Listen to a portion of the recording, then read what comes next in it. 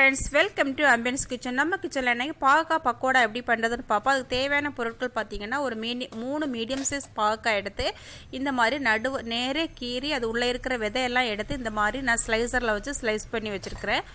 அப்புறம் பாத்தீங்கன்னா நமக்கு 4 ஸ்பூன் கடலை மாவு, 3 ஸ்பூன் அரிசி மாவு, 2 ஸ்பூன் சோள மாவு, அப்புறம் 1/2 ஸ்பூன் மஞ்சள் தூள், 1 ஸ்பூன் மிளகாய் தூள், காயப்பொடி ஒரு 1/4 ஸ்பூனுக்கு கம்மியாக, கரம் மசாலா 1/2 ஸ்பூன், உப்பு 3/4 டேபிள் ஸ்பூன் உப்பு, அப்புறம் பாதி எலுமிச்சை. இவ்வளோதான் தேவையான பொருட்கள்.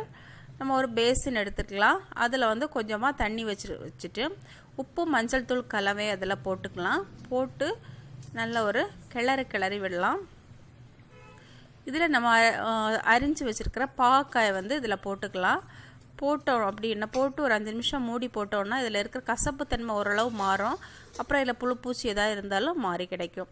இப்போ நம்ம அதை ஃபில்டர் பண்ணி எடுத்து 5 நிமிஷம் ஆயிட்டு இது கூட மற்ற பொருட்கள் எல்லாம் சேர்த்துக்கலாம். ஓகே, மாவு பொருள் எல்லாம் ஒன் பை ஒன்னாக இதில் சேர்த்துக்கலாம். கடலை மாவு, அரிசி மாவு, சோள மாவு, அப்புறமா மசாலா, மஞ்சள் தூள், காஷ்மீரி சில்லி பவுடர், கரம் மசாலா, உப்பு, அப்புறம் வந்து காயப்பொடி, அப்புறம் லெமன் வந்து ஒரு ஃபில்ட்ரு வச்சு ஃபில்ட்ரு பண்ணி விட்டோன்னா விதையெல்லாம் ஃபில்டர்லேயே தங்கிடும். ஓகே, லெமன் விட்டோம் அப்படின்னா கசப்புத்தன்மை ஓரளவு இருக்காது, அப்படி நல்லா டேஸ்ட்டும் இருக்கும்.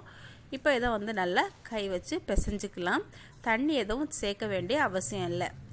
ஓகே, நல்லாவே வந்துச்சு. இப்போ நம்ம எண்ணெய் காய வச்சுக்கலாம். காயட்டும் எண்ணெய் ஓரளவு நல்லாவே காஞ்சிடுச்சு. இப்போ நம்ம இதில் பிசைஞ்சு வச்சுருக்கிற பாவக்காயை பிசிறி விட்டுக்கலாம். ஓகே, வெந்துட்டுருக்கு. இதை நடுவே கிளறி விடணும். அப்போ தான் எல்லா பக்கமும் சமமாக இது வேகும். இதில் இந்த பபிள்ஸ் எல்லாம் ஓரளவு அடங்கிடுச்சுன்னா இது வெந்துச்சுன்னு அர்த்தம். இப்போ நல்லா வெந்துடுச்சு, கரகரன்னு வந்துச்சு. இப்போ நம்ம இதை மெதுவாக வெளியே எடுத்துடலாம். சாதத்து கூட சாப்பிட்றதுக்கு இது ரொம்ப நல்ல டேஸ்ட்டாக இருக்கும். அதே டைம் வெரைட்டி ரைஸுக்கும் இது நல்லா சேரும். மெதுவாக வெளியே எடுத்துடலாம். இப்போ கரகரன் நல்லா ரெடி ஆகிடுச்சு பக்கோடா. பார்த்திங்கன்னா நல்ல சலசலப்பு சத்தம் இருக்குது இதில். ஓகே, இப்போ வந்து சர்விங் பவுலும் மாற்றிக்கலாம்.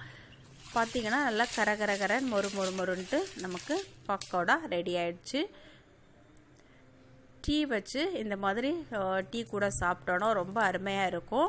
பேக்கரியில் வாங்குகிற அதே டேஸ்ட் நமக்கு கிடைக்கும். வெரைட்டி ரைஸுக்கும் ரொம்ப நல்லாயிருக்கும், சாதத்துக்கும் ரொம்ப நல்லாயிருக்கும். இந்த ரெசிபி உங்களுக்கு பிடிச்சிருந்தா ஆம்பியன்ஸ் கிச்சனை சப்ஸ்கிரைப் பண்ணுங்கள், லைக் பண்ணுங்கள், ஷேர் பண்ணுங்கள், கமெண்ட் பண்ணுங்கள். தேங்க்யூ.